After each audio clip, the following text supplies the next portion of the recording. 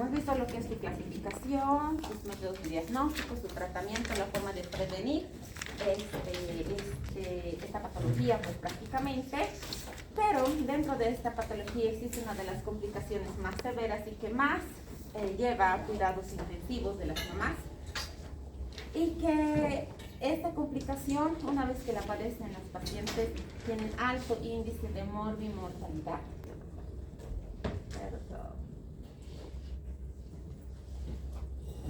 ¿Qué es HELP? Primeramente, ¿alguien sabe qué es HELP? Creo que ya hemos preguntado en la anterior clase. Entrará dentro de la clasificación de los trastornos hipertensivos. Sabemos que se dividen en 4 subgrupos grandes: la hipertensión crónica, la preeclampsia, que dentro de la preeclampsia está con síndrome de severidad. Eclampsia es una de las patologías que es una complicación también de los trastornos hipertensivos, que algunos lo denominan dentro de la clasificación de estos trastornos hipertensivos, pero la eclampsia sabemos que es aquella paciente que tiene presión alta y convulsión. Puede presentarse en pacientes con hipertensión crónica, hipertensión gestacional, pacientes que tienen preeclampsia, pueden hacer eclampsia, ¿listo? Pero dentro de la misma eclampsia, también las pacientes que tienen eclampsia pueden hacer síndrome de HELP, lo que significa que el síndrome de HELP es una complicación de los trastornos hipertensivos, no es una subclasificación. Es una complicación propia de los trastornos hipertensivos que se puede presentar en cualquier etapa de los trastornos hipertensivos, incluso en aquellas pacientes que tienen HELP. Se pueden observar en preeclampsia, hipertensión crónica, hipertensión gestacional, preeclampsia sobreagregada en pacientes con hipertensión crónica. Su presencia confirma el diagnóstico de preeclampsia con criterio de severidad. ¿Por qué? Porque ya está cumpliendo lo que es alteraciones laboratoriales. Entonces, es una complicación de los trastornos hipertensivos. Un poco de su historia: se ha visto su primera clasificación o sus primeros diagnósticos en realidad en 1982, lo que significa que no es muy antiguo. La primera lo hizo Weisstein, que lo identificó por las alteraciones laboratoriales que existían en las pacientes, y estas estaban fuera del rango de la propia clasificación o los criterios de severidad de las pacientes que padecían preeclampsia con criterio de severidad. Sibay es el siguiente, que en 1990 ha hecho la primera clasificación como tal, basándose en la disminución de cantidad de las plaquetas. Pero lo último, y la que actualmente se maneja, es la de Martin y Cole, un año después, que hizo una subclasificación de estas plaquetas. Recuerden que el síndrome del HELP es alteraciones a nivel de los laboratorios. Por lo tanto, estas alteraciones a nivel de los laboratorios visualizados específicamente en las plaquetas, pudo realizar su clasificación Martin y Cole, dividiendo en 3 etapas del síndrome de HELP. Por lo tanto, esta triada del HELP que viene en su nombre, H significa hemólisis, es decir, que aquellas pacientes van a realizar hemólisis, E de enzimas hepáticas elevadas y plaquetopenia por último. Por lo tanto, al identificar las alteraciones laboratoriales en los estudios de estas pacientes, se pudo identificar que tenían precisamente alterados estas características: hemólisis, enzimas hepáticas elevadas y plaquetopenia. 2 alteraciones de este grupo de triada ya hacen a la paciente clasificada como síndrome de HELP. No necesita la paciente estar alterada las 3 características. 2 de estas significa que la paciente ya padece síndrome de HELP. Entonces, ¿cómo se pudo evidenciar la hemólisis? La hemólisis se pudo evidenciar en aquellas pacientes en que tenían extendidos de frotis de sangre, es decir, se ubican cuando hacen extendido de frotis de tinción de Gram. Se hacía el extendido de la sangre, frotis en sangre periférica, y se pudo evidenciar que los eritrocitos ya no tenían la forma característica normal, sino que estos ya tenían la forma de esquistocitos, de células de Burr, alteraciones en los glóbulos rojos que se podía evidenciar en las mamás. Se pudo evidenciar por la hemólisis que presentaba incremento de la bilirrubina, la lactoglobina sérica baja, y las pacientes ya empezaban a presentar anemia, grados de anemia, principalmente en aquellas pacientes en las que tenían su hemoglobina dentro de parámetros normales, no presentaban ningún trastorno hemorrágico dentro de su gestación agudo, y se evidenciaba disminución de la cantidad de hemoglobina. Por lo tanto, ya estaban haciendo grados de anemia por la misma hemólisis que presentaban las pacientes. Recuerden que el síndrome de HELP, como es una complicación de estos trastornos hipertensivos y los trastornos hipertensivos que producen a nivel del endotelio, es daño endotelial, por lo tanto este daño endotelial va a producir extravasación de los vasos, se va a producir los edemas, pero al mismo tiempo, al producirse daño al nivel de laboratorio, va a producir hemorragia, extravasación de estos vasos por disminución también de la cantidad de plaquetas. Por lo tanto, en aquellas pacientes que tenían sus presiones arteriales elevadas y ya estaban haciendo grado de síndrome de HELP, se podía evidenciar hemorragia interna. Y estos vasos ya no tenían la presión suficiente y por lo tanto ya no se va a evidenciar su presión arterial elevada, tan incrementada como en las pacientes con preeclampsia con criterios de severidad que están haciendo crisis hipertensiva. Las enzimas hepáticas elevadas, la gran mayoría de las pacientes va a tener complicaciones estructurales internas y una de estas complicaciones más severa va a ser a nivel del hígado. Se va a producir hematoma o ruptura de la cápsula hepática. Por lo tanto, se va a producir alteración a nivel hepático y se va a evidenciar a nivel de la elevación de las enzimas hepáticas. Como GOT, GPT van a encontrarse en niveles superiores, lactato deshidrogenasa se va a encontrar en niveles superiores. Por lo tanto, es lo que solicitamos desde un principio, su perfil toxémico de las pacientes para evidenciar la toxemia que se va a estar presentando en estas pacientes. Las plaquetas bajas.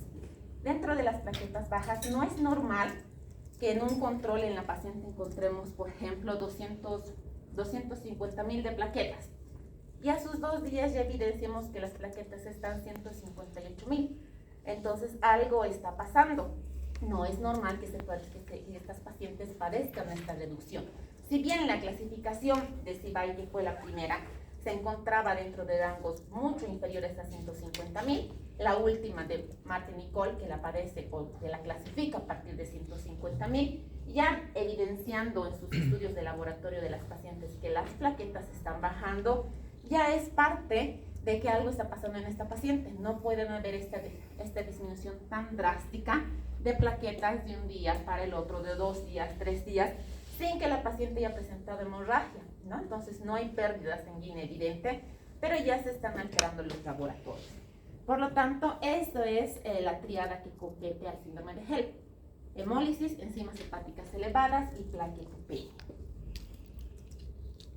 Las plaquetas, CIBAI les decía que fue el primero en 1990 que hizo la clasificación.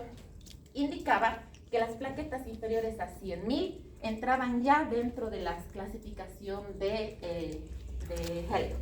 Pero Martin Nicole hizo la clasificación, la última, que hasta ahora se sigue manejando, y la clasifica en 3 tipos de HELP: HELP 1, HELP 2 y HELP 3, evidenciando la cantidad de plaquetas. HELP 1, cuando las pacientes presentan menos de 50.000 de plaquetas; HELP 2, entre 51 y 100.000; y 3, entre 101 y 150.000. De estas 3 clasificaciones, ¿cuál es la peor? ¿La 1, la 2 o la 3? La 1. La 1, porque la cantidad de plaquetas es muy inferior, lo que significa que esta paciente va a estar sangrando incluso por dentro. Se va a evidenciar la hemorragia incluso por fuera.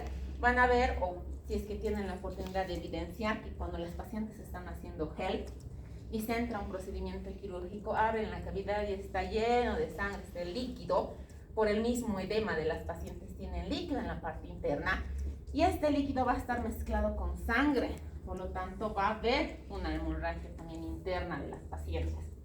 Entonces, a esta clasificación del síndrome de HELP se clasifica en estas 3 etapas: 1, 2 o 3, dependiendo de la cantidad de plaquetas que presente.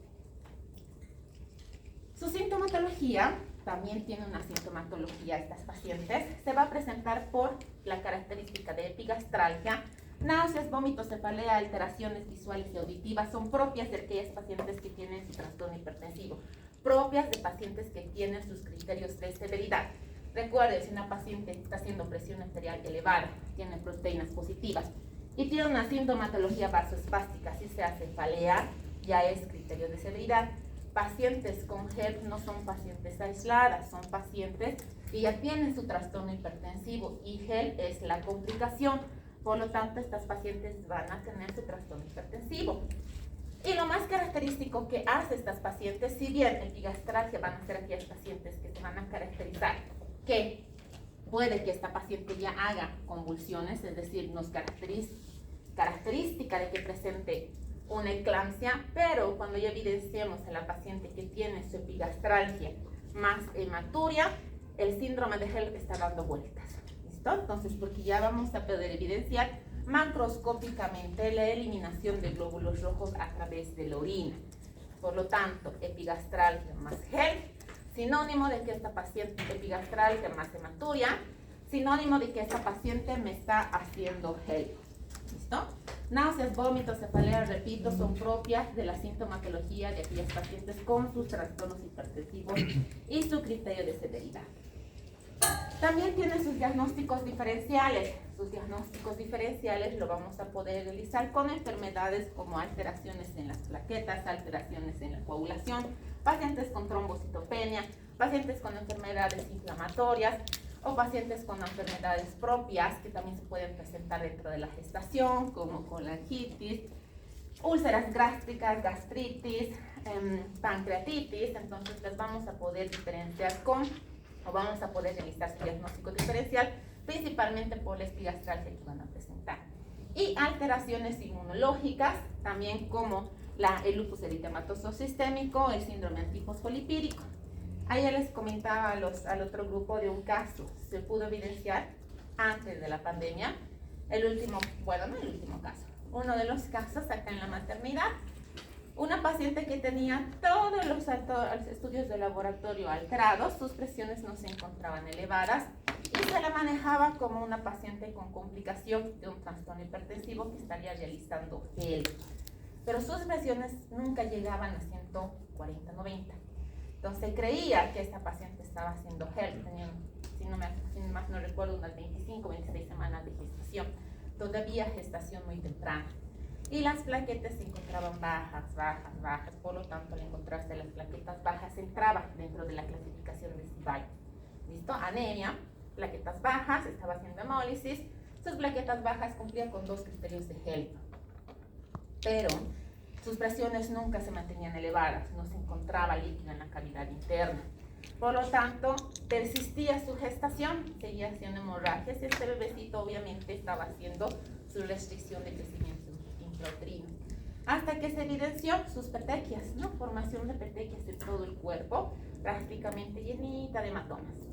Entonces ya no estaba entrando tanto a la clasificación de HELP para encontrarse por debajo de 50.000 informes sus petequias, toda la parte externa. Sus plaquetas evidentemente se encontraban bajas, pero al realizar los más estudios se pudo evidenciar que esta paciente no estaba haciendo HELP, sino que estaba haciendo un trastorno inmunológico de plaquetopenia propia de la paciente, asociada a su trastorno inmunológico. Por lo tanto, todas aquellas pacientes pueden hacer su diagnóstico diferencial, principalmente con plaquetopenias, por la disminución de plaquetas, pero lo que no significa que todas las pacientes van a hacer sí o sí HELP, sino que pueden tener su diagnóstico diferencial. Por lo tanto, para que nosotros podamos hacer el diagnóstico de que lo debemos conocer, lo debemos estudiar. Eclampsia lo vamos a diagnosticar fácil, convulsión no, presión alta es eclampsia, pero HELP no. HELP tenemos que tener el conocimiento y tenemos que tener su estudio de laboratorio complementario, es decir, sus laboratorios, para que nosotros podamos diagnosticar por HELP. Si no identificamos las plaquetas, si no identificamos la hemólisis, si no identificamos sus bilirrubinas o sus enzimas hepáticas elevadas, no vamos a diagnosticar nunca HELP. Nos pueden traer el laboratorio y miramos, sí, está bien. Cuando sus laboratorios ya se encuentran alterados o ya se están alterando y nosotros vamos a dejar pasar por alto lo que es HELP. ¿Qué es lo que es peor que presente una paciente dentro de sus trastornos hipertensivos? Eclampsia o HELP. Repito, eclampsia es fácil de diagnosticar. HELP es la complicación que se va a presentar en las pacientes y requerimos conocerlo. Tenemos que conocer, identificar a través de los estudios para que podamos realizar este diagnóstico. Dentro de los estudios que se pudo realizar en varias oportunidades a varias cantidades de pacientes, de toda la cantidad de pacientes que presentaban HELP, las que más se complican o las que más entran a cuidados intensivos son aquellas pacientes que tienen su hipertensión crónica asociada con HELP y las pacientes que tienen preeclampsia con criterios de severidad asociadas con HELP. Son las que más complicaciones presentan, son las que tienen peores resultados en comparación con las pacientes con eclampsia más HELP o hipertensión gestacional más HELP. Lo mismo de los estudios realizados, aquellas pacientes, incluso las que hicieron eclampsia más HELP, son las que tuvieron mejores resultados en comparación con aquellas pacientes con hipertensión crónica más HELP. Dentro de sus complicaciones que van a presentar estas pacientes, porque ya sabemos que al encontrarse sus estudios de laboratorio alterados, su organismo está funcionando mal, la parte interna está funcionando mal. Por lo tanto, ¿qué es lo que van a hacer? Se puede producir una insuficiencia renal aguda y estas pacientes, o la insuficiencia renal aguda se va a presentar en menos del 2% de las pacientes que van a padecer HELP. Por lo tanto, se define como la insuficiencia renal aguda cuando existe oliguria o anuria en asociación con la reducción de la función renal manifestada por una creatinina sérica superior a 1.1. Es decir, que la creatinina normal en nuestro organismo es inferior a 1. Pero en estas pacientes que ya se va a evidenciar la creatinina por arriba de 1.1, significa que ya no se está haciendo daño renal, que está haciendo una insuficiencia renal aguda. También va a estar asociado a lo que es el nitrógeno y la urea. Prácticamente la función renal se va a encontrar alterada. La mayoría de estas pacientes van a presentar lo que es una necrosis tubular aguda. Sin embargo, hay casos con necrosis cortical aguda a nivel renal. Estas pacientes con insuficiencia renal aguda, pues prácticamente en la eclampsia, también pueden hacer sus complicaciones por el edema que van a presentar.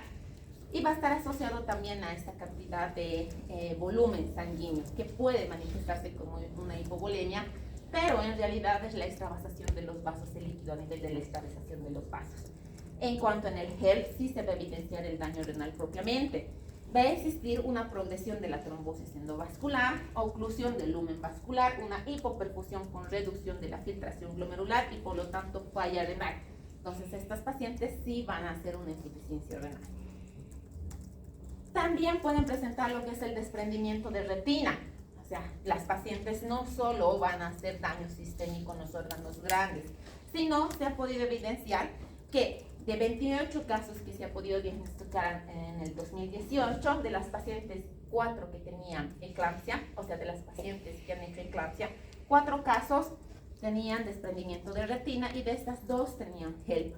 Y de la misma cantidad de pacientes que han hecho HELP, 14 pacientes tenían lo que es el desprendimiento de retina. Por lo tanto, HELP es el que más complicaciones van a presentar en comparación con la propia eclampsia. Ruptura hepática, hematoma ruptura hepática es la complicación mayor de estas pacientes con HELP. Más del 90% de las pacientes van a hacer daño hepático, formando hematoma a nivel de lo que es el hígado o lo que es la ruptura hepática. ¿Listo? Entonces, al hacer la intervención quirúrgica en pacientes que tienen HELP, tenemos que revisar el lecho hepático, porque puede que se esté formando el hematoma a nivel interno y lo pasemos desapercibido. Entonces se debe revisar el lecho hepático porque es la mayor cantidad de porcentaje de complicación que van a presentar estas pacientes. La ruptura hepática, en esto ya vamos a poder evidenciar por la hemorragia interna que se van a presentar en estas pacientes. La admisión a cuidados intensivos. Entonces las pacientes con HELP, alto índice de morbimortalidad, por lo tanto van a ingresar a cuidados intensivos. HELP sinónimo de cuidados intensivos. Terapia intermedia o terapia intensiva, ¿listo? Entonces tienen que entrar a su monitoreo interno y es lo que no queremos realizar, ¿verdad? Lo que queremos evitar en realidad. ¿Cómo lo vamos a poder evitar en las primeras semanas de gestación? ¿Qué es lo que vamos a hacer en estas pacientes? Está viniendo su control prenatal, tiene factores de riesgo. Su ecografía, ¿qué ecografía le voy a pedir? Cromosómica. Asociada a la cromosómica, ¿qué ecografía? Ecografía No, la morfológica es más tardía. El screening fetal, tengo que pedir a toditas las pacientes, ¿verdad? El screening fetal es, no nos confundamos, el screening fetal es para determinar malformaciones cromosómicas, ¿listo? Y esto tengo que solicitar a todas las pacientes de control prenatal. paciente que me va a estar haciendo factor de riesgo, le voy a solicitar su ecografía entre qué semanas.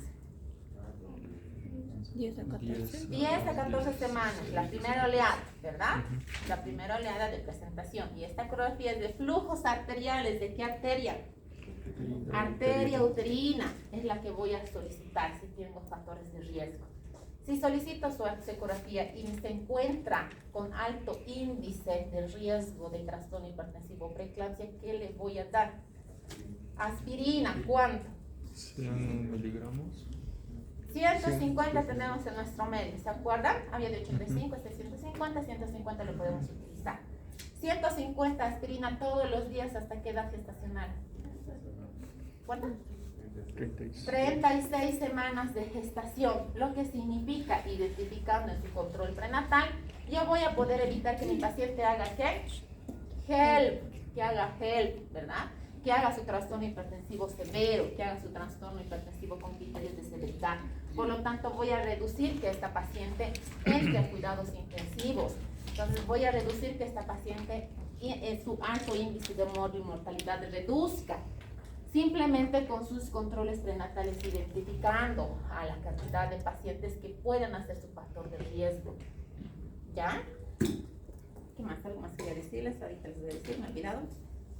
Dentro de esto ya lo hemos visto anteriormente, de las pacientes que hacen HELP, son las que mayor complicación tienen. De estas pacientes, de la totalidad que se pudo evidenciar que han hecho eclampsia más HELP, pueden salir todavía de la se recuperan mejor. Pero aquellas pacientes con su trastorno hipertensivo crónico o su preeclampsia con criterio de severidad asociado a HELP son las que más cuidados intensivos presentan y las que más índice de mortalidad tienen. Realmente es peor lo que es las pacientes con complicaciones con eclampsia más HELP, hipertensión crónica más HELP o preeclampsia con criterio de severidad más HELP. ¿Qué creen? Dentro de los propios estudios que he ido realizando y que les he mostrado anteriormente, las pacientes que hacen eclampsia más HELP todavía tienen menos índice de cuidados intensivos severos, es decir, menor tiempo que estén en cuidados intensivos que las propias pacientes que han hecho hipertensión crónica más HELP o pacientes con preeclampsia con criterios de severidad más HELP. ¿Listo? Entonces, tienen mayor tiempo de instancia intrahospitalaria en cuidados intensivos que aquellas pacientes propias que han hecho eclampsia con HELP. Entonces, tenemos que tener en cuenta que HELP se va a presentar en cualquier etapa, incluido en pacientes que están haciendo eclampsia. Pero estas pacientes que han hecho eclampsia más HELP salen más rápido que las propias pacientes con su hipertensión crónica o con su preeclampsia con criterios de severidad más HELP. Entonces, ¿cómo vamos a hacer el tratamiento y cómo vamos a diagnosticar? Primeramente tenemos que estabilizar a la mamá. Recuerden que solitas las mamás no van a hacer HELP. HELP es complicación del trastorno hipertensivo. Por lo tanto, estas pacientes hay que tratarlas su trastorno hipertensivo. Hay que colocar su sulfato de magnesio, hay que manejarla con su antihipertensivo. La primera línea que vamos a utilizar, hidralazina. Entonces tenemos que hacer todo el manejo de la paciente con su trastorno hipertensivo. Pero si está haciendo HELP, tenemos que estabilizar a la mamá, verificar el bienestar fetal, porque este bebecito en cualquier momento se puede ovitar. Por lo tanto, yo debo que interrumpir la gestación. Dexametasona voy a poder utilizar por la placa que va a presentar. 10 miligramos endovenoso cada 12 horas por 3 dosis. Evitar la crisis hipertensiva, evitar que mi paciente entre en crisis, es decir, mayor a 160, 110 de presión arterial. Evitar las convulsiones, principalmente ¿con qué? Con sulfato de magnesio, e interrumpir la gestación. En HELP, si mi paciente va a estar haciendo su trastorno hipertensivo, es decir, su crisis hipertensiva mejor, ya lo hemos visto, lo volvemos a ver ahora, los medicamentos que voy a utilizar. Hidralazina, labetalol, nifedipin. De primera línea, hidralazina. ¿Cómo voy a administrar? La hidralazina viene en ampollitas de 20. ¿Cómo tengo que administrar? 5 miligramos endovenoso, cada 20 minutos máximo 5 dosis. Puedo utilizar incluso 10. Pero máximo debo administrar sus 5 dosis que compete a los 20 miligramos en total de hidralazina.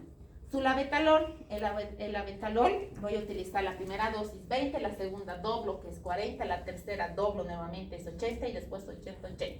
Lo que significa que también voy a dar 5 dosis de labetalol, máximo 5 dosis. Nifedipino, el que más utilizamos, el que vamos a utilizar en realidad es el vía oral. Viene también sublingual, pero vamos a utilizar el de vía oral. ¿Por qué? Porque si le doy sublingual, su presión arterial va a descender mucho. Por lo tanto, ¿qué me va a producir? Desprendimiento. Desprendimiento. Si me produce desprendimiento, el besito se va a ovitar, se puede ovitar. Dosis máxima, 5 dosis cada 20 minutos, siempre y cuando teniendo presente de que su presión arterial no baje demasiado. Por lo tanto, antes de darle su próximo nifedipino, voy a tomar su presión arterial. Es previa toma de presión arterial. Este manejo es propio de pacientes con su trastorno hipertensivo. La paciente no va a estar exenta de que solo haga HELP, sino va a estar asociada a su trastorno hipertensivo. Si bien, cuando ya está haciendo un HELP tipo 1, cuando sus plaquetas ya están muy bajas, puede que estas pacientes no se evidencie su presión arterial elevada por la cantidad de moléculas que va a presentar, por lo tanto estos vasos ya se van a liberar. El resumen del HELP se diagnostica solo si lo conocemos. Si lo conocemos realmente lo vamos a poder identificar a nivel de los estudios de laboratorio. Si lo buscamos lo vamos a poder identificar y hacer su diagnóstico. Eclampsia se diagnostica solita, es fácil de diagnosticar. Las morbilidades realmente son superiores en aquellas pacientes que entran a trastorno hipertensivo más su síndrome de HELP. Entonces el índice de mortalidad es elevado en estas pacientes. Van a entrar a cuidados intensivos y que salgan de cuidados intensivos. La mayoría de las pacientes tienen ya una complicación si salen de sus cuidados hipertensivos, porque son pacientes que entran a monitoreo continuo, constante, significa que están entubadas, significa que la instancia dentro de cuidados intensivos es superior, más prolongado en estas pacientes que hacen HELP que las propias pacientes que han hecho lo que es eclampsia. El gran problema de la eclampsia va a ser que estas pacientes se pueden broncoaspirar. Si realizan esto, también van a entrar a sus cuidados intensivos. Cuando aquella paciente tiene HELP, es sinónimo de muerte. ¿Listo? Está haciendo HELP, significa que su índice de mortalidad está elevado, por lo tanto, riesgo elevado de mortalidad de estos pacientes. ¿Ok? Muy bien, chicos, con esto terminamos lo que es sus trastornos hipertensivos. Nos vemos en la próxima clase. No, mentira. Vamos a continuar con otra de las complicaciones, porque este tema ya deberíamos haberlo terminado en la anterior clase. Ahora sí, vamos a entrar. ¿Alguna pregunta hasta aquí de trastornos hipertensivos? Capísimas para dar el examen. Muy bien. Ahora sí, vamos a entrar a otro tema que también compete dentro de embarazo de alto riesgo obstétrico. Dentro de las patologías de alto riesgo obstétrico también se van a encontrar la diabetes en el embarazo, ¿no? Entonces, como habíamos visto en complicaciones, o mejor dicho, en trastornos hipertensivos, que es una complicación que pueden presentarse mayor en las mamás y también en el producto. Diabetes y embarazo es otra patología de alto riesgo, pero la diferencia de este es que va a presentar más complicaciones en el producto durante la etapa de su gestación que en la mamá. ¿Alguien me puede decir la diferencia entre diabetes pregestacional y diabetes gestacional?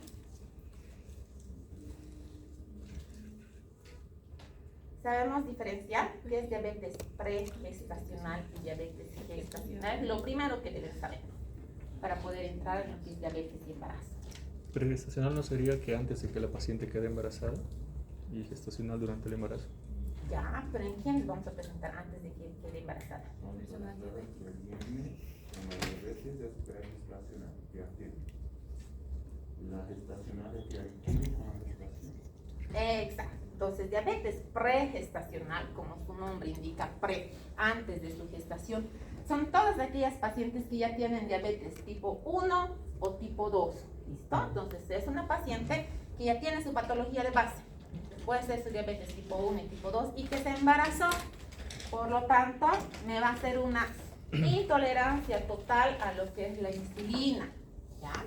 Y aquella paciente que está embarazada, cualquier paciente que se embaraza, que no tiene diabetes diagnosticada, pero hace diabetes en la gestación. Por lo tanto, a esta paciente se le va a denominar diabetes gestacional. ¿Por qué? Porque me va a hacer una resistencia a la insulina. ¿Listo? Son aquellas pacientes principalmente diagnosticadas en primera instancia asociadas a obesidad, que hacen resistencia a los carbohidratos, resistencia a la glucosa. Por lo tanto, hacen una intolerancia a los carbohidratos, una intolerancia a la glucosa. Por lo tanto, la insulina va a crear resistencia a esto y nos va a desarrollar su diabetes gestacional. Pero actualmente se ha podido evidenciar de que no solo las pacientes obesas van a hacer este trastorno, sino cualquier paciente puede presentar su diabetes dentro de la gestación. No tenía diabetes anteriormente, desarrolla diabetes durante su gestación, pasa su periodo gestacional, puede remitirse su diabetes, o estas pacientes continuar con diabetes mellitus tipo 2 posterior a su gestación. O sea, se pueden quedar con su diabetes. ¿Me dejo entender? Pacientes que no tenían nunca diabetes, en su gestación adquirieron, pasa su periodo gestacional. La más complicación que va a presentar esta mamá es que desarrolla diabetes tipo 2.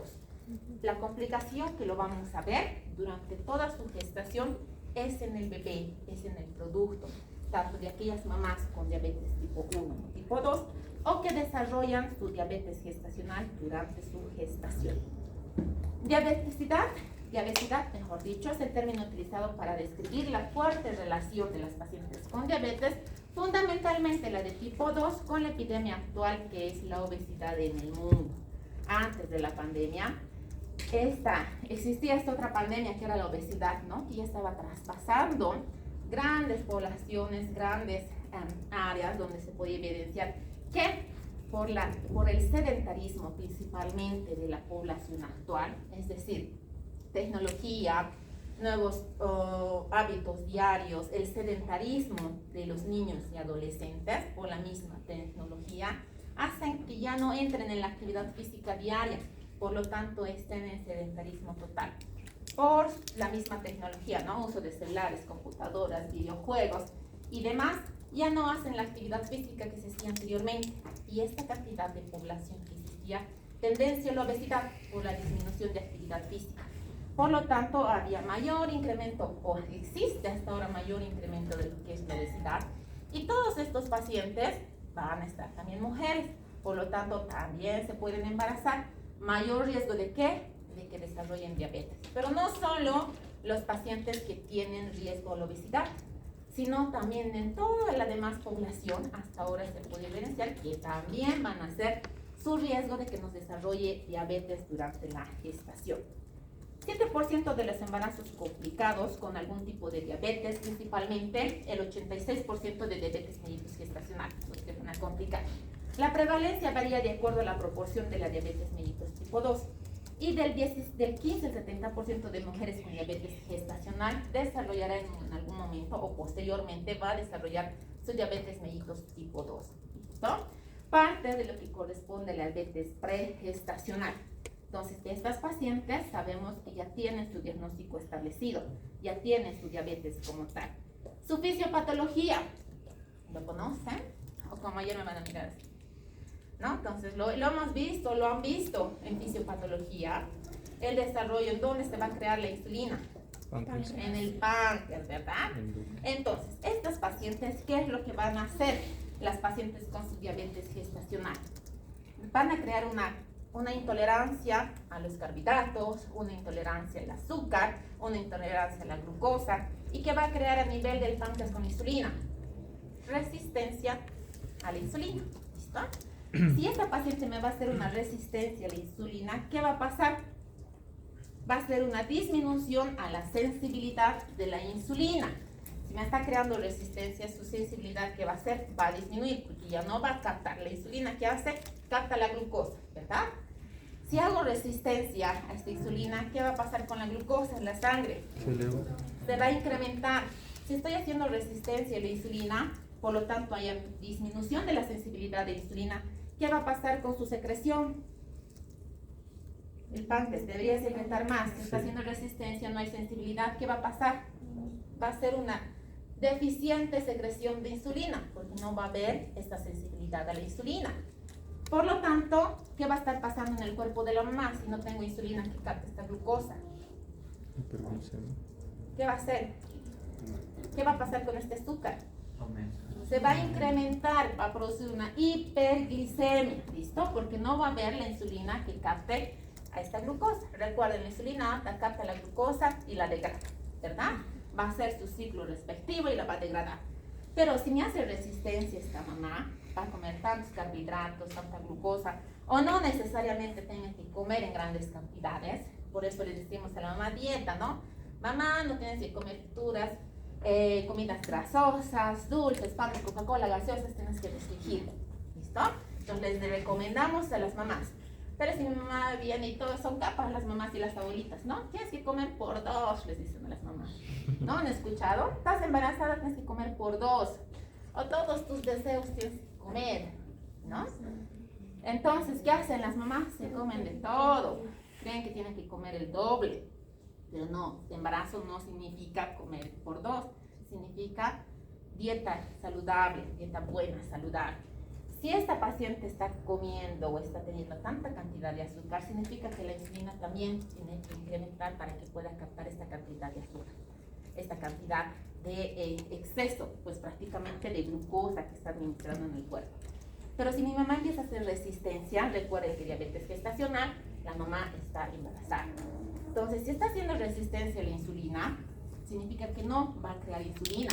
¿Qué va a pasar? La sensibilidad del páncreas que tenga que producir insulina va a disminuir. Por lo tanto, su secreción va a ser deficiente, va a ser menor la cantidad de insulina para que pueda captar. Y va a ser mayor cantidad de glucosa en el cuerpo sanguíneo de la mamá. Entonces va a crear una hiperglicemia, por lo tanto se va a desarrollar lo que es la diabetes gestacional. Al hacer una hiperglicemia materna, toda la sangre que está en la mamá, ¿a quién le va a pasar? Al bebé. Por lo tanto, esta sangre que va a estar circulando con hiperglicemia le va a pasar a su bebecito, ¿verdad? ¿Qué va a hacer su bebecito? El cuerpito del bebé es inteligente. No crean que está ahí solo nadando dentro de la mamá, no. Ya crea inteligencia, este es su cuerpo del bebecito. Va a decir, oh, está llegando azúcar. ¿Qué va a hacer su cuerpito? Su páncreas de este bebé. Desarrolla y secreta Va a insulina. desarrollar insulina, ¿verdad? Para captar la gran cantidad de azúcar que está entrando al bebecito. Por lo tanto, ¿qué va a desarrollar en el bebé? Una hiperinsulinemia fetal. Entonces, este bebé va a decir, oh, me está llegando azúcar. Su páncreas, su cerebrito le va a mandar la señal y va a decir, oh, tienes que generar más insulina. Por lo tanto, este bebé va a hacer una hiperinsulinemia. ¿Qué capta? ¿Qué degrada la glucosa? ¿Qué va a generar? Degradación de la glucosa en el ciclo de Krebs, ¿qué genera? ATP, energía, ¿verdad? Si es ATP, si es energía y tiene tanta cantidad de energía y tiene harta insulina para degradarlo, ¿qué va a desarrollar en el bebé? ¿Qué va a producir? Macrosomia. Que crezca, ¿no? Que desarrolle, que crezca, por lo tanto va a ser un bebé macrosómico, va a crecer, va a ser un bebecito grande. Y las complicaciones se van a asociar por su macrosomía. Este bebé es tan grandecito, no va a poder nacer por parto por vía vaginal normal. ¿Por qué? Porque se puede traumatizar, va a ser un parto complicado. Lo que va a hacer que más entren en el riesgo de que estas mamás culminen en cesárea. ¿Recuerdan cuáles son los factores de riesgo de mi mamá que realice preeclampsia o trastorno hipertensivo? ¿Cuál es una de las patologías que tengo que tener en cuenta como factor de riesgo? La diabetes.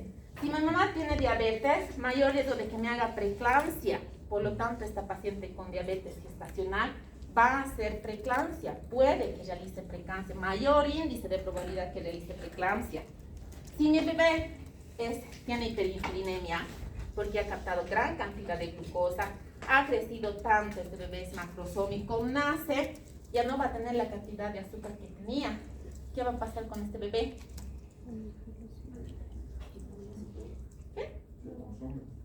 Ya consumió, o sea, tenía tanto dentro de la barriguita de la mamá, tenía tanto azúcar que estaba haciendo una hiperinsulinemia, por lo tanto tenía que captar todo ese azúcar. Su cuerpito va a seguir con la hiperinsulinemia. Nace el bebecito, ya no tiene azúcar. Entonces, ¿qué va a hacer? Hipoglicemia. Mi bebé tan grandote, que necesitaba tanta cantidad de azúcar, va a ser hipoglicemia ni bien nazca, porque la lactancia materna no va a satisfacer las demandas de azúcar que tenía este bebé. Por lo tanto, va a ser hipoglicemia. Si hace hipoglicemia, riesgo de qué? De que convulsione el bebecito y tenga ya sus complicaciones propias después del nacimiento. Puede que me hagan ¿qué? Síndrome de distrés respiratorio, enfermedad hialina, esto ya cuando nace el bebé. Pero si esta es una mamá con diabetes tipo 1 o tipo 2, y sabemos que sus glicemias tienen que estar controladas y esta mamá se embaraza y tal vez no ha hecho ningún control de sus glicemias o creía que sus glicemias se encontraban dentro de la normalidad y se embarazó, ¿qué es lo que va a pasar? Va a tener complicaciones ya desde sus primeras semanas de gestación. Si va a tener sus complicaciones desde las primeras semanas de gestación en estas pacientes que no se está controlando el azúcar, riesgo de que hagan malformaciones congénitas. ¿Cuáles son estas malformaciones congénitas principalmente? Malformaciones congénitas cardiovasculares y del sistema nervioso central, las principales que se van a afectar. Renal, musculoesquelética también van a presentar estos bebecitos ya desde las primeras semanas de gestación. Si mi mamá con sus diabetes que tiene, gesta y tiene sus complicaciones que se va a poder evidenciar en el primer trimestre como anencefalia, por ejemplo, ¿será que es compatible con la vida la anencefalia? No. Riesgo de que estas mamás entren en abortos repetitivos, ¿listo? Entonces su gestación no sea adecuada por las malformaciones que va a presentar. Riesgo de que la mamá tenga sus abortos repetitivos, espontáneos. Si esta mamá tiene aborto tras aborto tras aborto, ¿qué va a pasar con su útero? ¿Qué complicación puede presentar su útero? Está gestando, abortó, ¿qué hay que hacer? Evacuar. Nuevamente vuelve a gestar, tiene otra malformación congénita, ¿qué va a pasar? Tenemos que evacuar. Nuevamente. ¿Qué? ¿Ruptura uterina? No está su útero grande, es en el primer trimestre.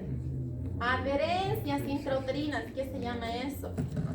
Síndrome de Asherman, su cavidad uterina, recuerden que es una cavidad virtual, no es un órgano hueco, es virtual lo que es de la mamá.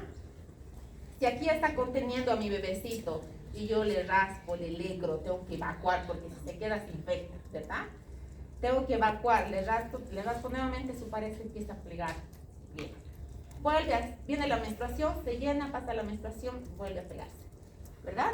Crece nuevamente el embarazo, hay otro bebecito aquí adentro, nuevamente raspamos, estas paredes se empiezan a pegar, se empiezan a formar adherencias entre pared y pared, y estas adherencias son estas sinequias, ¿listo? Son tejidos fibrosos gruesos que van a hacer que ya no se pueda generar el tejido menstrual. Por lo tanto, las mamás empiezan a tener oligomenorrea, su cantidad de menstruaciones disminuye. Si menstruaban 5 días, 6 días, ahora van a menstruar 1 o 2 días. Y las mamás felices, estoy menstruando 2 días, menstruo poquito. Pero de repente se van a empezar a plegar más y ya no va a menstruar más, lo que significa que esta mamá ya no se va a poder embarazar. ¿Listo? Porque se han formado sinequias en la cavidad uterina. ¿Por qué? Por los abortos repetitivos, pero eso es otro tema. Entonces, ¿qué complicaciones va a tener la mamá las primeras semanas de gestación? Riesgo de abortos. Si esta gestación logramos controlar y crece más, o sea, 34, 35 semanas, y sus glicemias no se controlan, riesgo de que este bebé muera dentro de la barriguita de la mamá a sus 34, 35 semanas, lo que significa la complicación para quién va a ser, para la mamá o para el bebé, para el producto. Estas mamás que hacen diabetes o que hacen sus trastornos por la diabetes y sus hiperglicemias, tienen que estar su manejo intrahospitalario. Significa que son mamás que a veces viven dentro del hospital. ¿Por qué? Porque cualquier momento este bebecito va a empezar a sufrir, va a ser pérdida de bienestar fetal, lo que significa que yo tengo que intervenir inmediatamente, tengo que operar inmediatamente a esta mamá que me va a estar haciendo su pérdida de bienestar fetal, porque cualquier rato se puede morir el bebé dentro de la barriguita de la mamá. ¿Listo? Sus controles prenatales de estas mamás no van a ser lo mismo.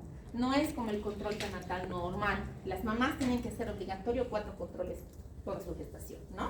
Actualmente, un control cada mes. Mi mamá, tienes que venir al mes, tienes que venir al mes. Si no viene al mes, sí o sí tiene que hacer sus 4 controles prenatales durante toda su gestación. No puede hacer menos. Después la llamamos cada mes, ¿no? Entonces tienes que venir al siguiente mes, así no tengas ningún problema, tienes que venir a tu control en un mes. Pero estas mamás que tienen sus trastornos de diabetes, sus controles prenatales lo hacen cada 2 semanas. Es decir, cada 15 días tienen que venir a sus controles prenatales hasta sus 24 semanas, 24 semanas de gestación.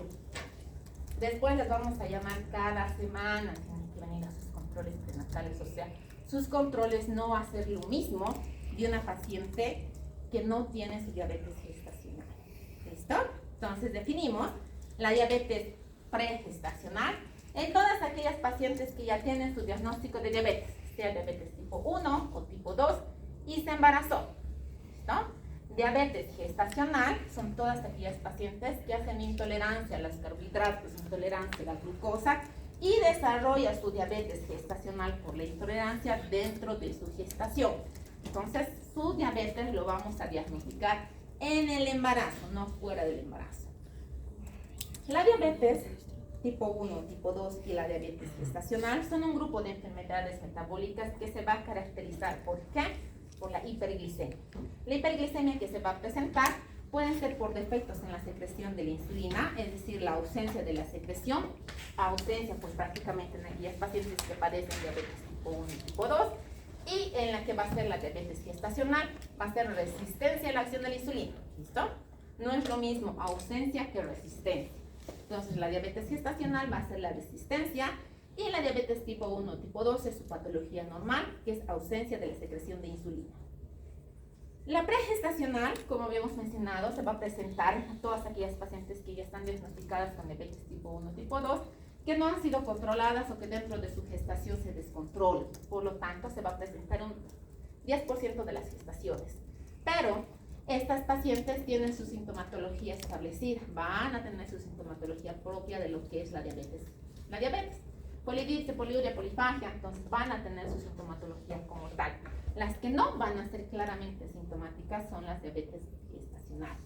La diabetes gestacional se va a presentar en un 90%. ¿Y qué significa? Que se presentó por primera vez durante su gestación. Esta mamá tiene que estar embarazada para que desarrolle su diabetes gestacional. ¿Listo? No se va a presentar diabetes gestacional en una paciente que no está embarazada. ¿Va? Tiene que estar en gestación para que me desarrolle su diabetes gestacional. Tal como en los trastornos hipertensivos existen semanas propias que nosotros vamos a identificar, en la diabetes gestacional también tiene sus semanas correspondientes en la que nosotros vamos a poder identificar que esta paciente me está desarrollando su diabetes gestacional. El bebecito no desarrolla insulina desde las primeras semanas de gestación, entonces su formación, su crecimiento no es desde las primeras semanas.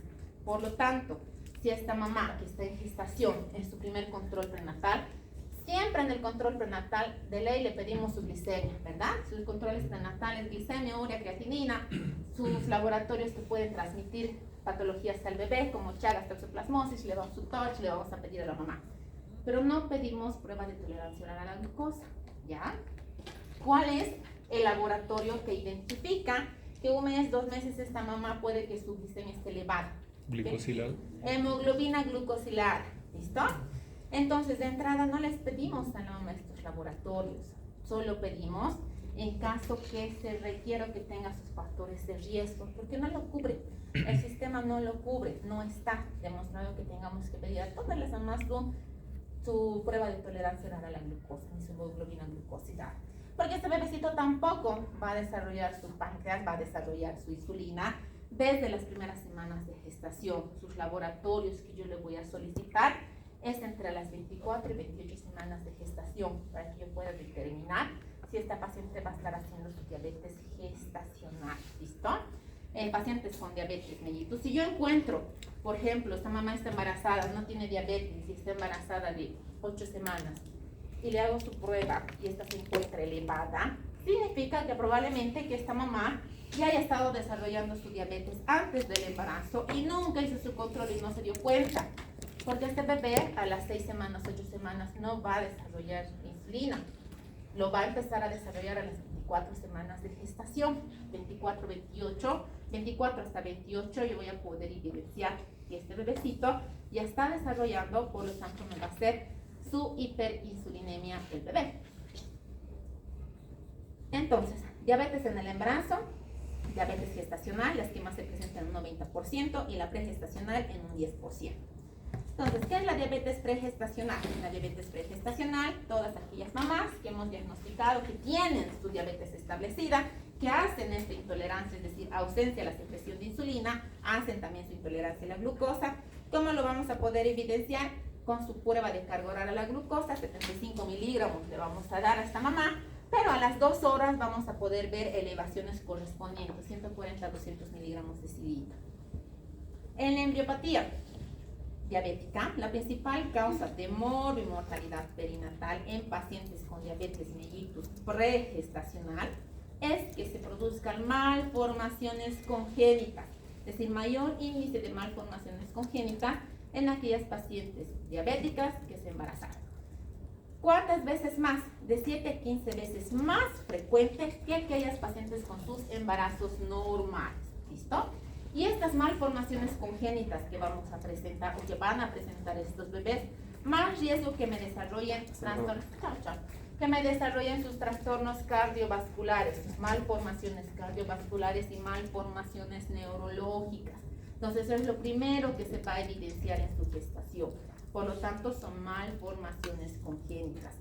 Dentro de estas malformaciones congénitas están propias las que son incompatibles con la vida, ¿ya? Entonces, si son incompatibles con la vida, significa que tenemos que hacer un aborto terapéutico. Si estos bebecitos desarrollaron alguna malformación cardiovascular y llegan hasta las más semanas de gestación, en la ecografía morfológica que le voy a solicitar, ¿a qué edad gestacional solicito la ecografía morfológica en una paciente normal?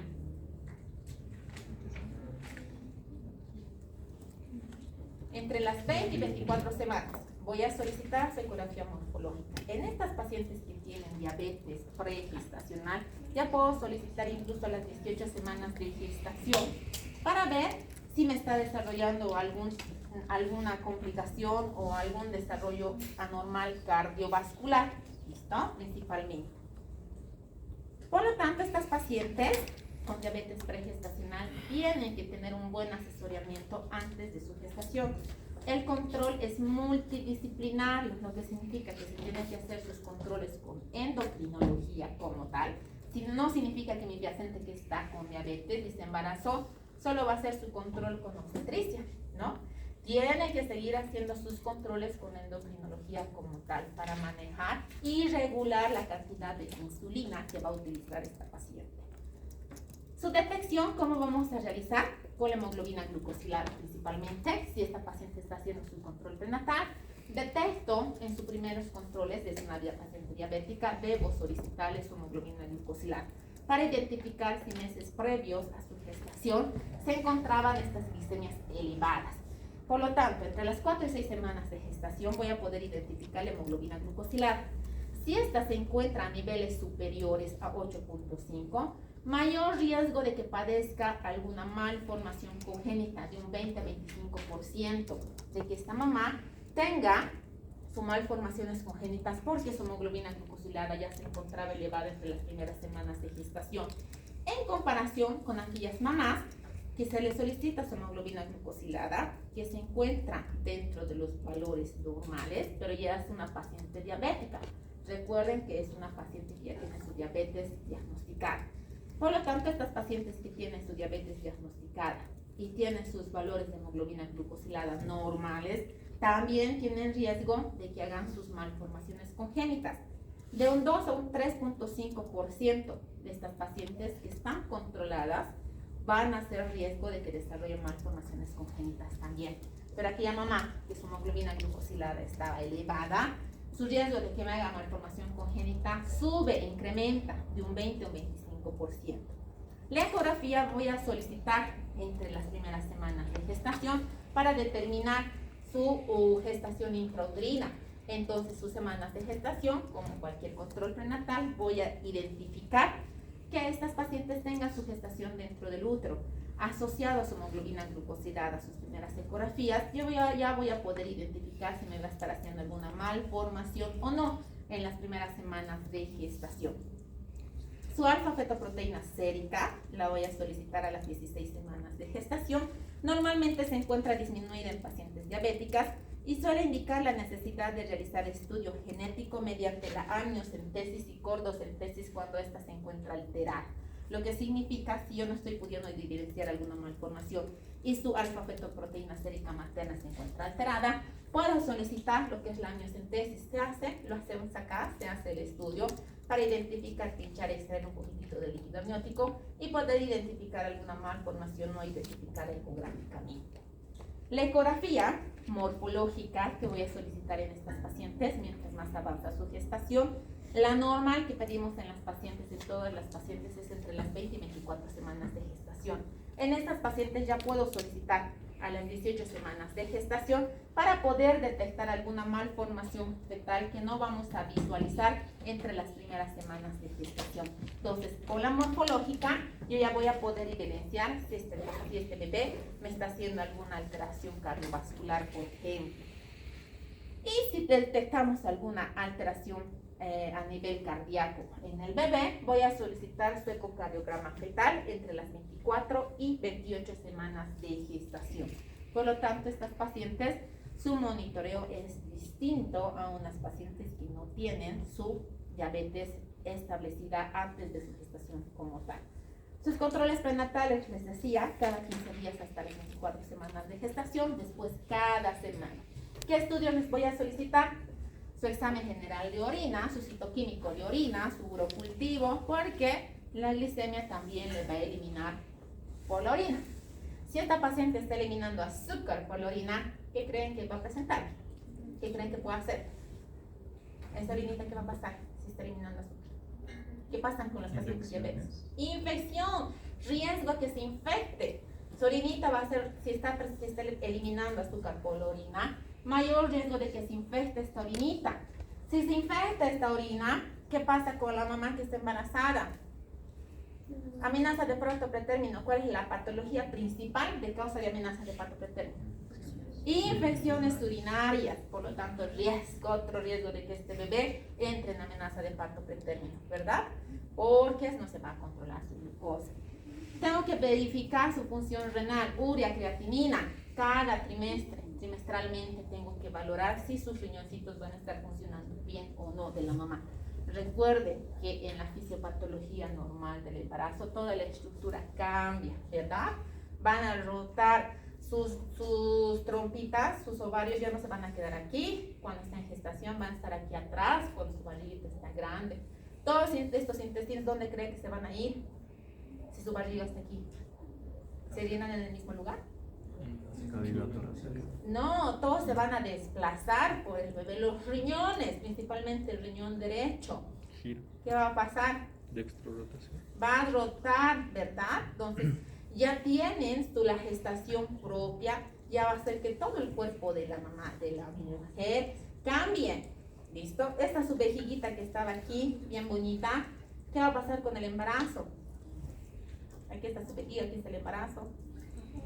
Le va a aplastar a su vejiga, ¿no han visto? Las mamás quieren ir al baño cada rato porque ya no tienen la capacidad de volumen normal para contener la orina. Por lo tanto, esta mamá va a ir frecuentemente al baño. ¿Listo? Entonces ya no tienen toda la anatomía del cuerpo de la mamá en la gestación cambia. Pero eso es otro tema. La hemoglobina glucosilada, lo primero que le voy a solicitar entre las 4 a 6 semanas de gestación para después mantener todos los meses. Tengo que volverle a solicitar y estas se encuentren por debajo de 7.2%. Se va a hacer también sus monitoreos glicémicos normales, examen de fondos de ojo, electrocardiograma y sus ecografías seriadas a esta mamá. Entonces sus controles prenatales son más minuciosos de estas mamás. La diabetes gestacional. La diabetes gestacional, estas pacientes van a ser una intolerante a la glucosa, una intolerante a los carbohidratos, que se inicia y es reconocida por primera vez a las 20 semanas de gestación. ¿Listo? Significa que estas semanas de gestación yo ya voy a poder identificar y determinar si mi mamá va a estar haciendo diabetes gestacional. Antes no va a haber este desarrollo. Si yo identifico sus glicemias elevadas antes de las 20 semanas de gestación, es decir, 2 o 13 semanas, lo más probable es que esta paciente ya haya sido o esté haciendo ya su prediabetes o su diabetes propia antes de su embarazo y se haya identificado más durante su gestación. Entonces, por lo tanto, los primeros laboratorios de su prueba de tolerancia oral a la glucosa la voy a poder solicitar ya a partir de las 20 semanas de gestación. 24, 28 semanas, las semanas ideales, pero a partir de las 20 ya puedo identificar. La diabetes mellitus tipo 1 y tipo 2 no están diagnosticadas previamente en estas pacientes, no tienen diabetes antes de su gestación diagnosticadas en la diabetes gestacional. Representan alrededor del 90% de los embarazos, se condicionan como alto riesgo obstétrico cuando no es diagnosticada y no es tratada adecuadamente. Van a estar asociadas a ¿qué? Como hacen hiperglicemias, macrosomías fetales, pérdida del bienestar fetal, complicaciones metabólicas neonatales. ¿Por qué? Porque ya no va a tener la cantidad de azúcar y todo lo que hemos explicado, ¿no? Va a ser una hipoglicemia este bebecito de estas mamás con diabetes gestacional. Su metabolismo de la glucosa. El metabolismo de la glucosa en el embarazo va a estar determinado e influenciado por la alza de estrógenos, de progesterona, hiperplasia de células beta del páncreas, aumento de la secreción de insulina, aumento de la utilización periférica de glucosa, disminución de los niveles de depósito de glucosa materna. En el segundo trimestre y en el tercer trimestre, que me va a generar aumento de la demanda fetal de nutrientes, o sea, el bebecito va a tener mayor cantidad de glucosa, va a ser una hiperinsulinemia, por lo tanto sus demandas va a aumentar. Movilización de depósitos de glucosa de la mamá, glucogenólisis hepática, resistencia a la insulina, proporcionado ¿por qué? Por la alteración a nivel del páncreas, produciendo principalmente o asociado al aumento de prolactina, lactógeno placentario, cortisol, van a estar asociados principalmente y por eso nos van a desarrollar lo que es la resistencia a la insulina. Elevación de los niveles de glicemia postprandiales. En las embarazadas normales son capaces de contrarrestar esta resistencia a la insulina, es decir, que en un embarazo normal, aquella paciente que va a estar embarazada normal, que no me va a desarrollar su resistencia a la insulina, va a tener su gestación normal, pero estas pacientes con factores de riesgo o que me van a hacer intolerancia a los carbohidratos o a la glucosa, me va a desarrollar esta resistencia a la insulina, que no debería desarrollar por el propio embarazo. Aumenta estrógenos, aumenta prolactina, aumenta el lactógeno placentario y esta paciente debería ir normal en su gestación, no desarrollar. Pero estas pacientes van a crear esta resistencia por la propia formación de su embarazo. Entonces, en la primera mitad del embarazo, que es cuando no vamos a detectar estas pacientes que van a estar desarrollando su diabetes gestacional, porque las semanas de embarazo no nos va a acompañar. ¿Qué va a pasar con las hormonas? Los estrógenos van a aumentar en la primera mitad. Va a producir que es una facilitación de la acción de la insulina, produciendo disminución de la glicemia basal, disminución de la glucogenólisis, aumentan las reservas hepáticas del glucógeno y aumenta la utilización periférica de la glucosa, por lo tanto teniendo una acción metabólica anabólica. En la segunda mitad del embarazo, ¿qué es lo que va a producir? El lactógeno placentario se va a incrementar, la prolactina se va a incrementar, la progesterona se va a incrementar, el cortisol se va a incrementar dentro de su desarrollo normal. ¿Y qué es lo que va a desarrollar en la paciente con diabetes gestacional?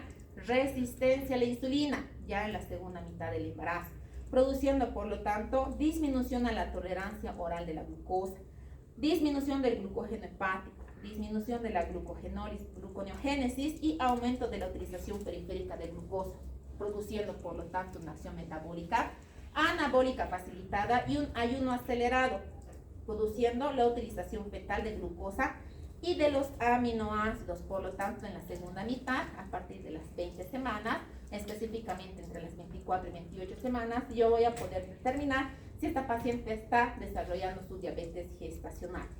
Sus factores de riesgo, ¿cuáles son estos factores de riesgo de estas mamás que me van a desarrollar? Antecedentes familiares, si tienen diabetes o no, de primer grado, mamá, papá, hermanos, por eso en su control prenatal se hace su historia clínica minuciosa de las pacientes. ¿Algún familiar que tenga diabetes? No. Pero si les preguntas, ¿tu mamá tiene algún tratamiento de azúcar en la sangre? Sí, ¿no? Pero si le hablas de diabetes, no. Todas las demás, no. Y peor las que no conocen, las que no saben. Entonces tenemos que ser bien minuciosos en las preguntas que vamos a realizar.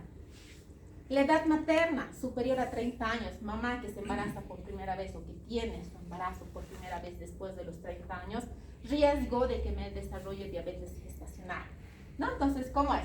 Si es jovencita, si se embaraza muy joven, me va a hacer preeclampsia. Si se embaraza muy viejita, me va a hacer diabetes. Si se embaraza viejita y tiene diabetes, ¿qué va a hacer? Que tenga preeclampsia. Entonces, el embarazo es complicado en estas pacientes que tienen sus factores de riesgo. La obesidad, índice de masa corporal mayor a 26, riesgo que me desarrolle diabetes gestacional. Diabetes gestacionales en embarazos anteriores. Aquella mamá que ha hecho diabetes gestacional en su embarazo y posterior a su embarazo sus glicemias se normalizaron, se embaraza nuevamente, riesgo que desarrolle nuevamente su diabetes gestacional. Mortalidades perinatales inexplicadas, mamás que han tenido bebés y han fallecido y no se sabe exactamente la causa, riesgo de que desarrolle su diabetes gestacional porque no se ha podido identificar en su primera gestación. Bebés que nacen grandes, macrosómicos, más de 4 kilos, grandes para el peso adecuado, riesgo de que esta mamá desarrolle su diabetes gestacional. No es normal que los bebecitos tengan macrosomía, que sean muy grandes, significa que no se ha podido identificar adecuadamente su gestación si esta mamá tenía su diabetes, por lo tanto su bebé creció tanto. En su segundo embarazo, si tiene antecedente de que este bebecito, su primer embarazo ha sido grande, riesgo de que este nuevo embarazo no desarrolle su diabetes gestacional. Malformaciones congénitas, bebés que nacen con malformaciones congénitas o que tienen abortos repetitivos por malformaciones congénitas, de que nuestra mamá desarrolle su diabetes. Politramios en el embarazo actual, que tenga aumento de líquido, sus embarazos, es sinónimo de que esta paciente nos pueda desarrollar su diabetes. La diabetes gestacional se divide en dos tipos, ¿listo? La diabetes gestacional A1 y la diabetes gestacional A2. La que mayor se presenta es la A1, más del 85%, y la A2 en un 15%. Ahora, ¿cuál es la A1 y cuál es la A2? La diabetes gestacional A1, las que se presentan en mayor porcentaje, en un 85%, son todas aquellas mamás que vamos a diagnosticar diabetes gestacional en su embarazo, pero la glicemia es normal en ayunas en su prueba de tolerancia oral a la glucosa. La primera toma va a ser normal, con valores inferiores a 105 miligramos de decilitro. El corte en estas mamás es 105 miligramos. ¿Listo? Entonces, ¿se acuerdan que la prueba de tolerancia oral a la glucosa se le da la glucosita a la mamá, se le toma a la hora 0, a la primera hora, a las 2 horas? Entonces, la primera toma va a ser normal, va a ser inferior a 105 miligramos de decilitro. Sus posteriores glicemias se van a encontrar elevadas o van a tener una prueba de tolerancia oral a la glucosa alterada en sus posteriores tomas. ¿Listo? Entonces, estas mamás, la primera toma va a ser normal. Y las segundas se van a encontrar alteradas. Por lo tanto, se van a presentar en mayor porcentaje, en un 85%. Les hacemos la prueba, la primera es normal, la segunda alterada a las 2 horas más alterada. Y la diabetes gestacional A2, las que se presentan en menor porcentaje, en un 15%, estas mamás, desde ya la primera toma en ayunas ya se va a encontrar alterada, es decir, van a encontrarse con su glicemia más de 105 miligramos de decilitro. Y estas, si encontramos de una paciente, una mamá con su glicemia elevada ya la primera toma, tengo que repetir en 2 ocasiones con intervalo de 1 semana. Y por lo tanto, también tienen alterados esta su prueba de tolerancia oral a la glucosa. Lo que significa que la A2, desde la primera toma, su glicemia ya se va a encontrar alterada. Sin duda, las pacientes con diabetes gestacional A2, las que hacen su glicemia elevada desde la primera toma, tienen su diabetes manifiesta no identificada previamente, porque estas pacientes ya están haciendo su glicemia. Sobre todo si se descubre antes de las 24 semanas de gestación. Estas pruebas las voy a realizar a partir de las 24 semanas de gestación. Y si ya identifico que su primera toma está elevada, más de 105, significa que anteriormente ya se vino elevando y no se ha identificado. Entonces, ¿por qué se produce? ¿Por qué ocasiona la diabetes? Vamos a identificar que va a ser una resistencia a la insulina, ¿verdad? En la diabetes gestacional va a ser una resistencia a la insulina. Va a haber factores potentes que van a hacer que desarrolle esta resistencia y factores leves. Dentro de estos factores potentes se va a encontrar el lactógeno placentario y el factor de necrosis tumoral. Recuerden que en la segunda mitad del embarazo se va a empezar a desarrollar esto. Por lo tanto, son los factores potentes para que mi mamá desarrolle su resistencia a la insulina.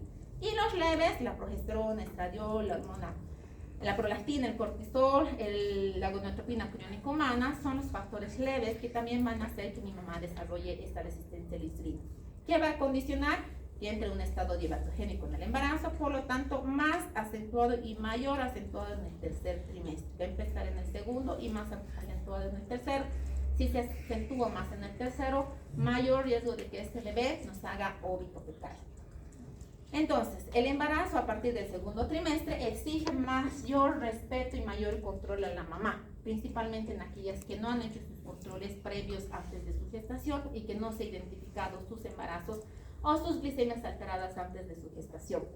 Va a ser un aumento de la insulina o va a requerir un aumento de insulina de un 30, 50 hasta un 100%. Su función del páncreas, ¿cómo va a ser? ¿Cómo es la función del páncreas? La reserva funcional del páncreas normal, de una paciente normal, ¿qué va a hacer en la respuesta en el embarazo? Va a tener una respuesta adecuada a la insulina, por lo tanto su embarazo va a ser euglicémico, normal. En aquella paciente que tiene su reserva funcional del páncreas limítrofe, que me va a estar haciendo su resistencia a la insulina, su respuesta a la insulina va a ser insuficiente, por lo tanto que me va a desarrollar una diabetes gestacional. Si la función del páncreas es déficit, y esta paciente está haciendo su resistencia a la insulina, por lo tanto, ¿qué va a pasar con su respuesta a la insulina? Ya va a estar deficitaria y me va a hacer un empeoramiento de su diabetes en aquellas mamás que ya tienen su diabetes establecida. La prevalencia es a nivel mundial un 7%, entonces hay índices elevados de esta diabetes gestacional en el mundo. En nuestro país vecino, Chile, un 4%, pero en Cochabamba, estos datos antes, en realidad, del 2019, un 5.8% de que nuestras mamás desarrollen su diabetes gestacional. ¿Listo? Lo que significa de 100, 5 van a tener. Y sabemos que hay mayor cantidad de pacientes con gestación. También tiene la tendencia a incrementar en las pacientes que tienen el riesgo, la obesidad, recuerden, índice de masa corporal mayor a 26, riesgo de que esta mamá me haga diabetes gestacional. Esta tendencia se ve incrementando más, principalmente en aquellas mamás que están teniendo embarazos tardíos, más de 30 años, riesgo de que también nos desarrolle su diabetes. Sus controles adecuados, mamás, personas que ya tienen su diabetes establecida, diabetes tipo 1 y tipo 2, que están controlando bien su glicemia. Si yo tengo diabetes y estoy controlando bien mi glicemia, digo, quiero embarazarme, puedo embarazarme porque estoy controlando bien mi diabetes.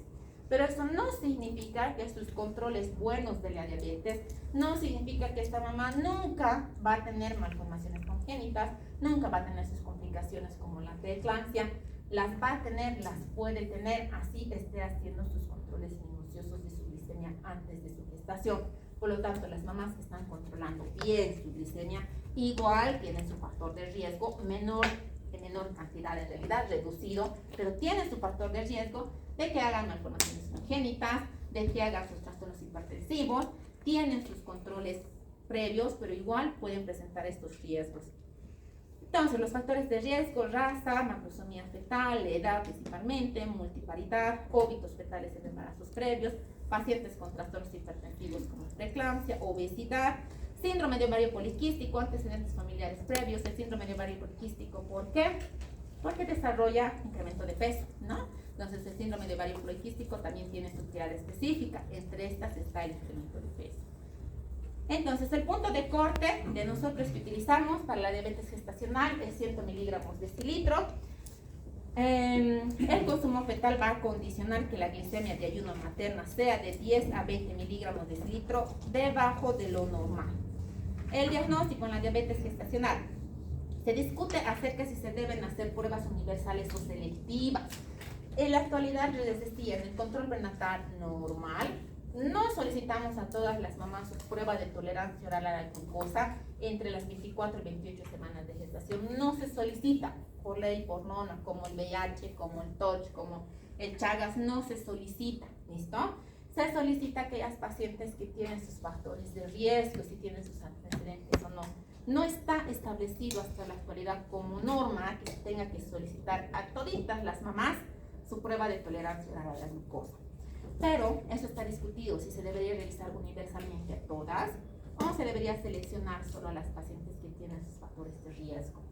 Lo que se sabe es que se debe realizar en aquellas pacientes con sus factores de riesgo. Si tiene un factor de riesgo, sí o sí se le debe realizar entre las 24 a 28 semanas de gestación su prueba de tolerancia oral a la glucosa para determinar si esta mamá está haciendo su diabetes gestacional. Y el procedimiento debe contar de 2 pasos. ¿Cuáles son estos 2 pasos? El primer screening para el diagnóstico que vamos a realizar es administrar 50 gramos de glucosa independiente de la hora o de la última comida. Con un valor normal a la hora de 140 significa un screening positivo, lo que significa que tiene una sensibilidad de 80% para diabetes gestacional y una especificidad de 87%. El segundo diagnóstico, el segundo screening lo vamos a realizar con el test de prueba de tolerancia oral a la glucosa. ¿Qué vamos a hacer? Vamos a dar lo que es 100 gramos de glucosa o 75 en aquellas pacientes que ya estaban con diabetes establecida y en ayunas a la primera hora que voy a tomar, es decir, la primera toma en plasma es de 105 miligramos de cilitro. Si estos se encuentran superiores, la mamá está haciendo diabetes gestacional A1 o A2. A2 porque va a estar más de 105. La A1, esta primera toma puede que se encuentre normal o inferior a 105. A la hora va a ser mayor de 190, a las 2 horas de 165 y a las 3 horas de 145. Hace el diagnóstico de diabetes gestacional, 2 o más valores alterados. ¿Listo? Entonces, si se encuentran 2 valores alterados, ya me hacen el diagnóstico de diabetes gestacional en la mamá. Si hace superior en la primera toma, debo volver a repetir a las 2 semanas para realmente determinar que esta mamá está haciendo diabetes gestacional A2, porque su primera toma ha sido elevada. Entonces, lo mismo, repito, si estas pacientes están haciendo su control en la primera visita, solicito lo que tiene factor de riesgo, solicito entre las 24 y 28 semanas de gestación. Si se encuentra normal, entonces se encuentran inferiores a los valores de corte de 105, significa que está haciendo un control normal, no tiene sus valores elevados. Pero si se encuentran elevados, ya debo hacer su prueba de tolerancia, es decir, la curva de la glicemia, para identificar sus valores. Si se encuentra elevado en la primera toma, a la primera hora, a la segunda y a la tercera hora. 2 valores alterados, diabetes gestacional. Si se encuentra un valor alterado, tengo que volver a realizar su toma, repetir nuevamente. Si solo he encontrado un valor alterado, tengo que repetir a las 3 semanas para poder identificar si realmente mi mamá está haciendo o no su diabetes gestacional. Entonces, los efectos de la diabetes sobre el embarazo, ¿qué van a ser? Pregestacional y gestacional. Los efectos de la diabetes gestacional en el feto también va a producir en estas mamás con diabetes gestacional. Recuerden, la pregestacional, malformaciones congénitas, ¿verdad? Principalmente. En la diabetes gestacional, si es A1 o A2, también va a ser sus efectos en el bebé. En la diabetes gestacional A1, las anomalías fetales, es decir, las malformaciones fetales, no están aumentadas. La exposición del feto a altas concentraciones de glucosa plasmática durante el segundo o tercer trimestre ocasiona crecimiento excesivo, por lo tanto, macrosomía fetal. Si tiene macrosomía fetal, riesgo de que haga trauma obstétrico y aumentan las cesáreas. Después del nacimiento, estos bebecitos que tenían diabetes gestacional, mamás A1, tienen riesgo a que sean obesos, tienen riesgo a que padezcan de enfermedades cardiovasculares, que hagan diabetes en niños o que hagan diabetes en el adulto. ¿Listo? Todo porque la mamá desarrolló su diabetes gestacional A1 en el embarazo. De mamás con diabetes gestacional A2 se relaciona con riesgo de muerte fetal durante las últimas 4 a 8 semanas de gestación. O sea, en las últimas semanas de gestación, faltando 1 o 2 meses, este bebé puede ubicarse dentro de la barriguita de la mamá si me ha desarrollado diabetes gestacional A2. Incremento de macrosomías, trauma fetal también, y la hipoglicemia neonatal, que después que nacen estos bebecitos, más riesgo de que haga su hipoglicemia. Riesgo reproductivo al diabetes y embarazo está significativamente aumentado. La mortalidad perinatal, el aborto, la asfixia perinatal, malformaciones congénitas, dificultad respiratoria neonatal son complicaciones propias de esta patología que están directamente relacionadas con la diabetes gestacional. Los abortos repetitivos por las hiperglicemias en las pacientes con diabetes pregestacional también son padecidas principalmente en estas pacientes, produciendo complicaciones fetales. Anomalías congénitas se va a encontrar incrementada en pacientes con diabetes pregestacional, macrosomías fetales en pacientes con diabetes gestacional. ¿Listo? Esto lo hemos visto, los niveles elevados de glicemia va a hacer que el bebecito tenga que consumir mayor cantidad de glucosa, por lo tanto producir una hiperinsulinemia para consumir este exceso de glucosa y va a hacer que este bebé crezca, sea más grande, ocasione macrosomía fetal.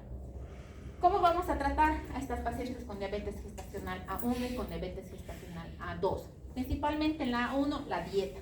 Su dieta tiene que ser restringida de 30 a 35 kilocalorías al día respecto a su peso ideal. Debe hacer ejercicios supervisados e individualizados, lo que significa que pacientes con diabetes A1 se puede controlar simplemente con la dieta, no va a ser necesario, y de ser necesario sí se utiliza medicamento, pero si no, simplemente con la dieta voy a poder controlar y el ejercicio de que estas pacientes controlen sus glicemias. Porque recuerden que la primera va a estar baja, entonces con la dieta yo voy a poder mejorar esto. En la diabetes gestacional A2, aparte de la dieta y el ejercicio, debo administrar insulina. La insulina cuando se encuentra en la glucosa superior a 105 miligramos decilitro en ayunas. ¿Cómo voy a dar? Del 20 a 30 unidades al día antes del desayuno. 2/3 de acción intermedia en la mañana y 1/3 de acción breve por la tarde. Entonces debo tratar a estas pacientes que van a estar haciendo su hiperglicemia mayor a 105 miligramos decilitro. Pero recuerden que este tratamiento, este control es multidisciplinario, tanto ginecología, obstetricia como endocrinología, no solo endocrinología o no solo obstetricia, porque hacen valores elevados y se debe regularizar la cantidad de insulina que va a recibir la mamá. El seguimiento, la intolerancia a la glucosa puede persistir hasta 8 semanas posteriores al parto. Un 25% de las diabetes gestacional A1 presenta diabetes persistente al año y un 15% va a desarrollar su tolerancia alterada a la glucosa. A más largo plazo, el 50% de las pacientes con diabetes gestacional terminarán desarrollando diabetes tipo 2 después, su posparto o poscesárea. ¿Listo? O sea, de 10 pacientes, 5 van a hacer su diabetes mellitus tipo 2 después de su parto cesárea. La evaluación posparto para la intolerancia a la glucosa en mujeres con diabetes gestacional requiere una carga de glucosa oral de 75 miligramos. Esto ya posparto. Recuerden que para 100 miligramos eran las diabetes gestacional, ¿no? Pero en posparto con 75 miligramos. Normal en ayunas inferior a 110, alterado en la glucosa de 110 a 125 y ya para hacer diagnóstico de diabetes mellitus 126, arriba de 126. A las 2 horas menor a 140, si se encuentra elevado entre 140 y 199, ya nos hacen diagnóstico de diabetes mellitus con arriba de 200. Esta es todas las pacientes posparto o poscesárea. En la pregestacional van a tener su sintomatología típica de la diabetes: polidipsia, poliuria, polifagia, pérdida de peso. Sus glicemias en ayunas se van a encontrar elevadas. Esto es propia de la diabetes normal que presentan las pacientes, su sintomatología normal. Existe una clasificación para fines de pronóstico que se lo denomina como clasificación de Priscilla White, que esta ya es la modificada. Esta es para poder determinar si estas pacientes están en lo que es diabetes tipo 1, gestacional A1 y diabetes gestacional A2, principalmente para poder identificar mediante sus pruebas si se encuentran o no en el corte de 105 miligramos decilitro, en el ayuno a las primera hora, a las 2 horas y para poder iniciar su tratamiento. Recuerden que la A1 con dieta puedo manejar, puedo tolerar, pero en las diabetes gestacional A2 sí o sí van a requerir insulina si se encuentran más de 105 miligramos decilitro. Y en esta misma clasificación hace una subclasificación de las pacientes según los años de padecimiento de la diabetes pregestacional que han tenido y los daños colaterales que pueden presentar a nivel de vasculopatía, daño renal, retinopatía de estas pacientes que ya tienen su diabetes y están siendo manejadas con insulina. Entonces se hace su clasificación propia de estas pacientes con diabetes pregestacional. El daño que puede existir depende del pronóstico, tanto del embrión, del feto, de la mamá. Pueden experimentar serias complicaciones dependiendo del control de la glicemia, del grado de las enfermedades cardiovasculares que pueden desarrollar, del grado de lesión renal que tengan estas mamás. Y esto empeora según la clasificación alfabética. Según esta clasificación, cuántos años tienen de diabetes estas mamás, cuántas alteraciones tienen a nivel sistémico, alteraciones renales, alteraciones del corazón, alteraciones de los riñones propias de su diabetes preestablecidas. Entonces, la diabetes pregestacional, ¿qué es lo que nos va a producir principalmente? Mayor riesgo de que estas mamás hagan malformaciones congénitas, malformaciones cardiovasculares, malformaciones del sistema nervioso central principalmente, y también van a hacer malformaciones a nivel de los riñones, pero principalmente cardiovascular y neurológica. Si estos bebés nacen o crecen, desarrollan más riesgo de que me hagan óbito fetal inexplicable, es decir, en cualquier momento puedan fallecer, politramios, neonatos con dificultad respiratoria, hipocalcemia, hiperbilirubinemia, o sea, complicaciones metabólicas en el bebé ya cuando nace. La teratogenicidad va a estar incrementada por el incremento de glicemia en estas pacientes con su ausencia de formación de insulina en las pacientes con diabetes pregestacional. Lo propio, efectos teratogénicos de estas mamás por su aumento del metabolismo oxidativo de la glucosa y su ausencia de secreción de insulina. En los efectos de la diabetes pregestacional, ¿qué van a hacer? En la gestante pueden desarrollar nefropatía, retinopatía, neuropatía, preeclampsia, cetoacidosis, infecciones, todas estas complicaciones en la mamá de estas pacientes con su diabetes pregestacional. El tratamiento de la diabetes pregestacional, ¿qué es lo que vamos a utilizar o qué requerimos? Principalmente es que se maneja desde la preconcepción, o sea, tienen que tener sus niveles de glicemia normales antes de su embarazo, porque si se encuentran sus glicemias elevadas antes de su embarazo, mayor riesgo de malformaciones congénitas. Si sus controles de glicemia han sido antes de su gestación normales, tiene el riesgo, pero el riesgo disminuido. Tenemos que evitar abortos, tenemos que evitar malformaciones fetales y debemos utilizar también lo que es el ácido fólico. Sus controles deben ser óptimos de la glicemia. Preprandiales tienen que estar o llegar a conseguir entre 70 y 100, postprandiales menores a 140 a la hora y menores a 120 las 2 horas. Su hemoglobina glucosilada de estas mamás tienen que estar menos del 10%. Si se incrementa mayor a esto, mayor riesgo de malformaciones congénitas.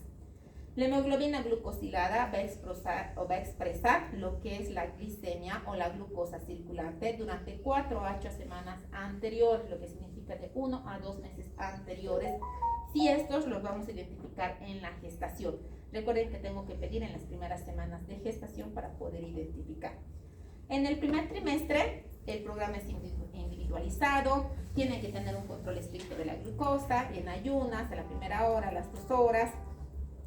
En el segundo trimestre, debo solicitar la alfa-fetoproteína para poder identificar daños, alteraciones en el bebecito, las ecografías seriadas, la ecografía morfológica para poder identificar si no existen alteraciones morfológicas no identificadas en el primer trimestre. En la diabetes pregestacional lo podemos realizar a partir de qué semana? De la semana 18, pregestacional. No llegar hasta la semana 20 y 24 como normalmente utilizamos. ¿Listo? Estos laboratorios que tengo que solicitar, todo lo que ya hemos mencionado anteriormente, su dosis de insulina se tiene que regularizar dependiendo de la cantidad de glicemia que utilizan, control de líquidos, control de glicemia, potasio, bicarbonato, todos los controles específicos de aquellas mamás que son dependientes de insulina.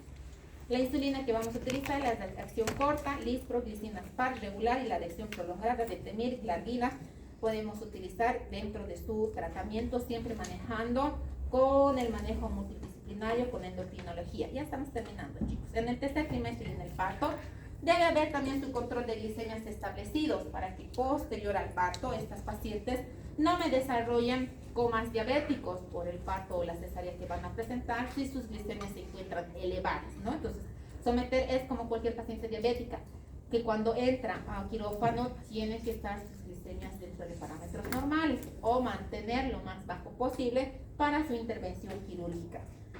En el puerperio el manejo es habitual, el control de la glicemia debe ser de medida preventiva y orientarles al servicio de endocrinología, y la anticoncepción, principalmente en aquellas pacientes diabéticas, tenemos que orientar a su anticoncepción de que utilicen un método anticonceptivo de larga duración o orientarles a la oclusión tubárica, es decir, a la salpingoclasia.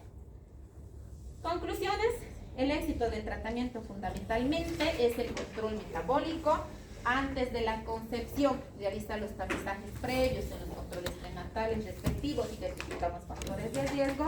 Si las identificamos, utilizar en la diabetes gestacional A1, principalmente con dieta y ejercicio se controla. En la A2, diabetes gestacional, debo utilizar insulina.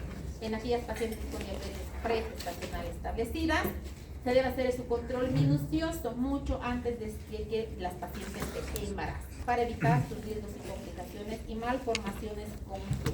Listo, eso es todo, chicos, hemos terminado. ¿Alguna duda, pregunta? ¿Sí? Doctora, ¿y las diabetes pregestacionales de tipo 1 se manejan habitualmente, como siempre, con dosis de insulina? ¿La de A1? Ajá, tipo 1 en las pregestacionales. En las pregestacionales. Ajá. En la pregestacional no hay clasificación de A1 a A2. A ver, chicos, concentrarse, por favor.